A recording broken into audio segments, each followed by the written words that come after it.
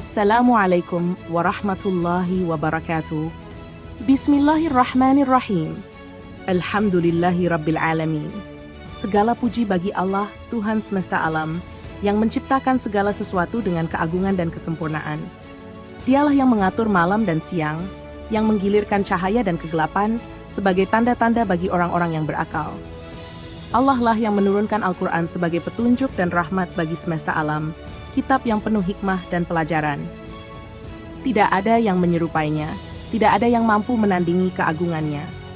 Dialah Ar-Rahman yang rahmatnya meliputi segalanya, dan Ar-Rahim yang kasih sayangnya tiada berbatas.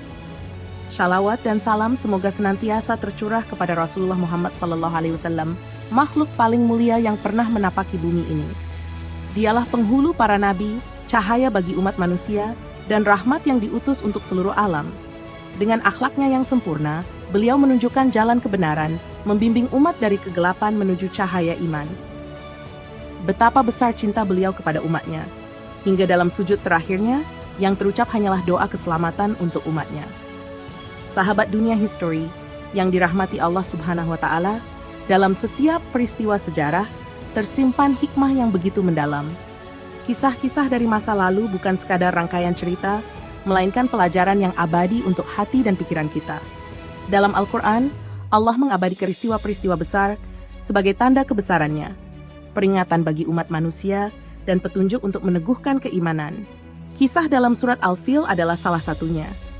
Sebuah kisah yang menunjukkan dengan jelas bahwa kesombongan dan keangkuhan manusia tidak berarti apa-apa di hadapan kekuasaan Allah. Dalam kajian kali ini, kita akan mengupas asbabun nuzul atau sebab turunnya surat ini, serta menggali lebih jauh tafsirnya untuk memahami makna yang terkandung di balik setiap ayat. Mari kita bersama-sama mengarungi perjalanan spiritual dan historis ini, menghubungkan masa lalu dengan nilai-nilai abadi yang dapat menjadi pedoman bagi kehidupan kita hari ini. Latar belakang dan asbabun nuzul. Surat Al-Fil adalah surat ke-105 dalam Al-Quran, yang terdiri dari 5 ayat yang turun di Makkah sebagai pengingat bagi seluruh umat manusia tentang kehancuran akibat kesombongan dan kezaliman, serta keagungan kuasa Allah Subhanahu wa Ta'ala, yang mengingatkan akan peristiwa besar yang terjadi di tahun gajah, tahun kelahiran Rasulullah Sallallahu Alaihi Wasallam. Peristiwa ini terjadi ketika seorang gubernur Yaman yang bernama Abrahah al-Ashram berniat menghancurkan Ka'bah, rumah Allah Subhanahu wa Ta'ala yang suci, yang telah menjadi pusat peribadatan orang-orang Arab sejak zaman Nabi Ibrahim dan Ismail alaihissalam. Abrahah al-Ashram adalah gubernur Yaman yang berada di bawah kekuasaan kerajaan Habasya, Ethiopia. Setelah berhasil menguasai Yaman, Abrahah membangun sebuah gereja besar yang megah di kota sana, yang dinamakan Al-Qulais. Gereja ini dibangun dengan tujuan menjadikannya pusat peribadatan, menggantikan Ka'bah di Makkah, yang saat itu menjadi pusat ziarah bangsa Arab dari berbagai penjuru. Menurut riwayat, Abrahah sangat terganggu melihat orang-orang Arab datang berbondong-bondong ke Makkah untuk berhaji ke Ka'bah. Ia merasa bahwa Al-Qulais yang dibangun dengan megah seharusnya menjadi tujuan utama. Namun, bangsa Arab tetap setia memuliakan Ka'bah, bahkan seorang pria Arab dari kabilah Quraisy dikisahkan melakukan penghinaan terhadap Al-Qulais, yang memicu amarah Abrahah. Dalam kemarahannya, Abrahah bersumpah untuk menghancurkan Ka'bah. Ia mempersiapkan pasukan besar yang dilengkapi dengan beberapa ekor gajah, yang saat itu menjadi simbol kekuatan militer. Pasukan Abrahah mulai bergerak menuju Makkah dengan penuh keyakinan bahwa mereka akan menghancurkan Ka'bah tanpa perlawanan. Dalam perjalanan, mereka menjarah kabilah-kabilah Arab yang dilewati, termasuk unta-unta milik Abdul Muthalib, pemimpin Quraisy, dan kakek Nabi Muhammad SAW. Ketika pasukan Abrahah mendekati Makkah, Abdul Muthalib pergi menemui Abrahah untuk meminta kembali unta-untanya. Dalam pertemuan itu, Abdul Muthalib berkata, dengan penuh tawakal kepada Allah, "Aku adalah pemilik unta-unta ini, maka aku memintanya kembali. Adapun Ka'bah, ia memiliki Rabb yang akan menjaganya." Abrahah, yang merasa bahwa dirinya memiliki kekuatan besar, tidak menggubris peringatan ini. Ia tetap melanjutkan rencananya untuk menghancurkan Ka'bah. Ketika pasukan Abrahah mendekati Makkah, Allah Subhanahu wa Ta'ala menunjukkan kekuasaannya yang luar biasa. Gajah-gajah yang dibawa oleh pasukan Abrahah tiba-tiba berhenti dan menolak untuk melangkah menuju Ka'bah.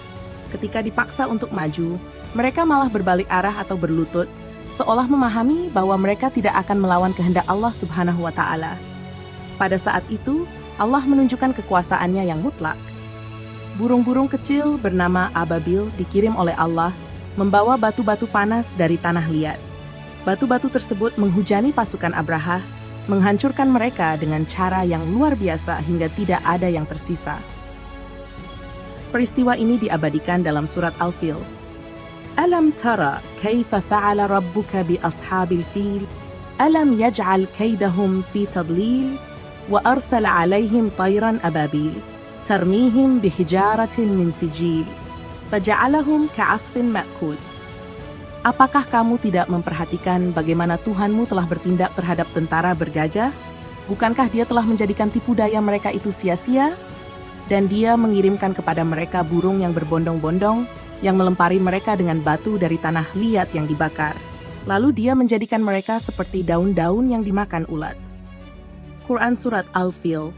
Peristiwa ini meninggalkan kesan mendalam bagi bangsa Quraisy dan seluruh penduduk Arab. Ka'bah selamat tanpa satu pun tangan manusia yang membelanya, menjadi bukti bahwa Allah Subhanahu wa Ta'ala adalah pelindung sejati rumahnya. Peristiwa ini juga menjadi pengingat bahwa kekuatan sebesar apapun tidak akan mampu melawan kehendak Allah Subhanahu wa Ta'ala. Bagi Quraisy, kejadian ini memberikan penghormatan yang lebih besar kepada Ka'bah dan sekaligus memuliakan kedudukan mereka sebagai penjaga rumah suci tersebut. Peristiwa ini juga menjadi tanda awal dari kedatangan Rasulullah Sallallahu Alaihi Wasallam yang lahir di tahun yang sama. Sahabat dunia history yang dirahmati Allah Subhanahu Wa Taala, setelah kita menyelami kisah Asbabun Nuzul atau latar belakang turunnya surat Al-Fil, mari kita lanjutkan pembahasan tafsirnya untuk memperdalam pemahaman kita dari setiap ayat yang penuh makna. Ayat pertama, Alam tara kaifa fa'ala rabbuka bi ashabil fil? Apakah kamu tidak memperhatikan bagaimana Tuhanmu telah bertindak terhadap tentara bergajah? Imam At-Tabari, dalam tafsir At-Tabari, beliau menjelaskan bahwa ayat ini merupakan seruan kepada Nabi Muhammad SAW, sekaligus sebuah pengajaran yang ditujukan kepada orang-orang Quraisy. Allah mengingatkan mereka akan kebesarannya yang telah menghancurkan pasukan bergajah yang dipimpin oleh Abraha. Peristiwa ini terjadi untuk menjaga kehormatan Ka'bah, meskipun pada saat itu orang-orang Quraisy belum menyembah Allah secara benar.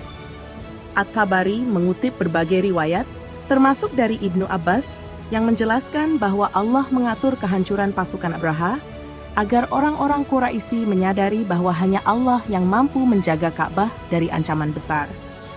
At-Tabari juga menekankan pentingnya frase alam tara, yang menunjukkan bentuk seruan penuh peringatan dan pengajaran. Beliau menyebut bahwa penyebutan ini seakan menantang orang-orang Quraisy untuk mengingat betapa besar kekuasaan Allah dalam membinasakan pasukan besar dengan cara yang luar biasa. Imam Al-Zamakhsyari dalam tafsir Al-Kasyaf menyoroti penggunaan gaya bahasa dalam ayat ini, khususnya frasa alam tara, yang bukan hanya berarti melihat secara fisik, tetapi juga memperhatikan dengan hati dan merenungkannya secara mendalam. Peristiwa ini digambarkan sebagai bukti nyata dari kekuasaan Allah untuk menjaga simbol agamanya, yakni Ka'bah. Al-Zamakhsyari menekankan bahwa kejadian ini ditujukan untuk menunjukkan kepada orang-orang Quraisy bahwa tidak ada kekuatan manusia yang mampu mengalahkan kehendak Allah. Imam Al-Maududi, dalam Tafhimul Quran, Al-Maududi menjelaskan bahwa ayat ini tidak hanya berfungsi sebagai peringatan bagi kaum Quraisy, tetapi juga sebagai pelajaran bagi seluruh umat manusia. Ia menegaskan bahwa peristiwa penghancuran tentara bergajah menjadi bukti nyata dari intervensi Allah dalam sejarah manusia, terutama dalam menjaga kehormatan rumahnya. Al-Maududi juga menyebut bahwa kejadian ini adalah salah satu sebab mengapa kaum Quraisy pada akhirnya mengakui kesucian dan kemuliaan Ka'bah. Ayat kedua, Alam yaj'al kaidahum fi tadlil. Bukankah Dia telah menjadikan tipu daya mereka itu sia-sia? Imam At-Tabari menjelaskan bahwa kaid dalam ayat ini mengacu pada rencana jahat Abraha untuk menghancurkan Ka'bah dan memindahkan pusat ibadah ke katedral yang ia bangun di sana, Yaman. Ia merasa iri dengan kehormatan Ka'bah sebagai pusat spiritual dan berusaha mengalihkan perhatian bangsa Arab dari tempat tersebut. Namun, Allah menggagalkan rencana itu dengan cara yang ajaib. Dalam tafsirnya, At-Tabari menyebut bahwa kata fi tadlin menunjukkan betapa sempurnanya Allah dalam mengubah niat jahat mereka menjadi kegagalan total. Imam Al-Zamakhsyari. Menurut Al-Zamakhsyari, frasa fi tadlil berarti bahwa semua upaya yang dilakukan oleh Abraha dan pasukannya tidak hanya gagal, tetapi juga membawa kehinaan bagi mereka. Ia menegaskan bahwa kegagalan ini adalah tanda bahwa kekuatan manusia, seberapa besar pun, tidak akan pernah mampu melawan kehendak Allah. Imam Al-Maududi menyoroti bahwa ayat ini adalah pengingat bagi umat manusia bahwa segala tipu daya atau rencana melawan kehendak Allah akan berakhir sia-sia. Ia menyebut bahwa rencana besar Abraha dihancurkan secara menyeluruh oleh kekuasaan Allah, sehingga tidak ada satupun yang tersisa untuk membanggakan kekuatan mereka.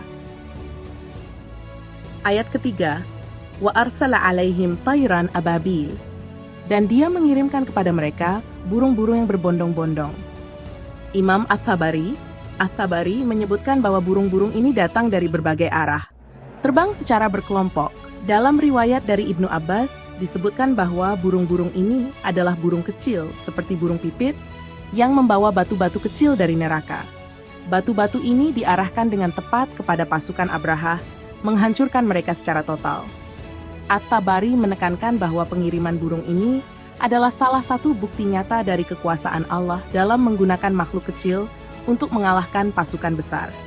Imam Al-Zamakhsyari menjelaskan bahwa kata ababil berarti kelompok yang datang secara berurutan dan dari segala penjuru. Ia menyebut bahwa kejadian ini adalah manifestasi dari kekuasaan Allah yang luar biasa, di mana burung-burung kecil mampu menghancurkan pasukan besar yang dilengkapi dengan persenjataan lengkap. Imam Al-Maududi, burung-burung ini adalah bukti dari kehendak Allah yang tidak terbatas. Ia menyebut bahwa peristiwa ini dirancang untuk menunjukkan bahwa tidak ada yang terlalu kecil atau tidak signifikan untuk menjadi ala Allah dalam menghancurkan musuh-musuhnya. Ayat keempat, tarmihim bihijaratin min sijil, yang melempari mereka dengan batu berasal dari tanah yang terbakar. Imam At-Tabari menyebutkan bahwa batu-batu ini disebut sijil karena berasal dari tanah yang keras dan panas, dicetak khusus untuk azab. Dalam riwayat lain, disebutkan bahwa setiap batu yang dilemparkan membawa nama dari anggota pasukan yang ditargetkan, sehingga tidak satu pun dari mereka selamat. Imam Al-Zamakhsyari menjelaskan bahwa batu-batu ini bukan hanya menghancurkan tubuh mereka, tetapi juga menjadi simbol penghinaan dan azab yang nyata dari Allah. Peristiwa ini menunjukkan bagaimana Allah mampu menghancurkan musuh-musuhnya dengan cara yang tidak biasa. Menurut Al-Maududi, batu-batu ini adalah alat sederhana, tetapi sangat efektif untuk menunjukkan bahwa Allah tidak membutuhkan teknologi besar atau senjata canggih untuk menghancurkan pasukan yang sombong. Ayat kelima, faja'alahum ka'asfin ma'kul. Lalu dia menjadikan mereka seperti daun-daun yang dimakan ulat. Imam At-Tabari menjelaskan bahwa perumpamaan ka'asfin ma'kul menggambarkan kehancuran total yang diderita oleh pasukan Abraha. Tubuh mereka tercerai-berai seperti daun yang habis dimakan ulat, tidak berdaya dan tak tersisa. Menurut Al-Zamakhsyari, kehancuran ini bukan hanya fisik tetapi juga melibatkan kehinaan moral dan psikologis. Ia menyoroti bahwa ayat ini menegaskan pesan bahwa siapapun yang menentang kehendak Allah pasti akan menghadapi kehancuran total. Imam Al-Maududi menyebut kehancuran ini sebagai pelajaran abadi bahwa siapapun yang mencoba melawan kehendak Allah, tidak peduli seberapa besar kekuatannya, akan berakhir dengan kehancuran yang hina. Surat Al-Fil adalah pengingat abadi tentang kekuasaan Allah yang tak tertandingi. Melalui kisah kehancuran pasukan Abraha, Allah menunjukkan bahwa sebesar apapun kekuatan manusia, rencana jahat mereka akan sirna jika bertentangan dengan kehendaknya. Allah mengajarkan kepada manusia bahwa kesombongan, kezaliman, dan keangkuhan adalah jalan menuju kehancuran. Sebaliknya, mereka yang bertawakal kepadanya, bahkan dalam kelemahan sekalipun, akan selalu mendapat perlindungannya. Imam Al-Ghazali mengingatkan bahwa hati yang dipenuhi kesombongan adalah hati yang paling jauh dari Allah. Kesombongan tidak hanya merusak hubungan manusia dengan Rabb-Nya, tetapi juga menjerumuskan jiwa ke dalam kehancuran yang tak terelakkan. Ibn Qayyim al-Jauziyah melanjutkan bahwa kekuatan sejati hanyalah milik Allah. Mereka yang mengandalkan kekuatan duniawi akan merasakan kelemahan yang mendalam, sementara yang bertawakal kepada Allah akan merasakan kekuatan dalam kelemahan mereka. Hasan al-Basri memperingatkan bahwa dunia ini hanyalah fata morgana. Kesombongan yang bersumber dari dunia adalah kebodohan, karena apa yang ada di sisi Allah jauh lebih kekal dan mulia. Syekh Abdul Qadir Al-Jilani menambahkan bahwa kerendahan hati adalah kunci menuju kebesaran sejati. Hamba yang sadar akan kelemahannya di hadapan Allah akan dikuatkan dengan rahmat dan cintanya. Imam Syafi'i mengingatkan bahwa kelemahan manusia adalah anugerah yang mengingatkan kita untuk selalu bersandar kepada Allah. Ia berkata, mereka yang tunduk dan merendahkan diri kepada Allah akan ditinggikan di hadapan makhluk. Dalam keindahan kata-kata Buya Hamka, kesombongan hanyalah tanda hati yang gelisah, sementara kerendahan hati adalah tanda iman yang sempurna. Wahai jiwa yang penuh dengan keinginan duniawi, tidakkah kita belajar dari kehancuran pasukan bergajah? Kesombongan mereka yang begitu besar hanya berakhir dengan kehinaan. Allah tidak membutuhkan kekuatan besar untuk menghancurkan mereka. Hanya burung-burung kecil dengan batu-batu panas yang menjadi saksi dari kebesarannya. Hidup ini adalah perjalanan singkat, dan dunia hanyalah persinggahan. Harta, kekuasaan, dan keangkuhan hanyalah bayangan yang berlalu, sementara yang kekal adalah hati yang tunduk kepada Rabb-Nya. Biarkanlah kisah ini menjadi peringatan bagi hati kita yang sering lupa bahwa Allah adalah pemilik segalanya. Kembalilah, wahai jiwa. Jangan biarkan kesombongan dan cinta dunia membelenggu langkahmu. Seperti burung-burung kecil yang taat kepada Allah, terbanglah menuju cinta dan ridha-Nya. Di sana, di bawah naungan kasih sayang-Nya, terletak kebahagiaan sejati dan keabadian yang hakiki. Subhanakallahumma wa bihamdika. Ashhadu an la ilaha illa anta. Astaghfiruka wa atubu ilaik. Wassalamualaikum warahmatullahi wabarakatuh.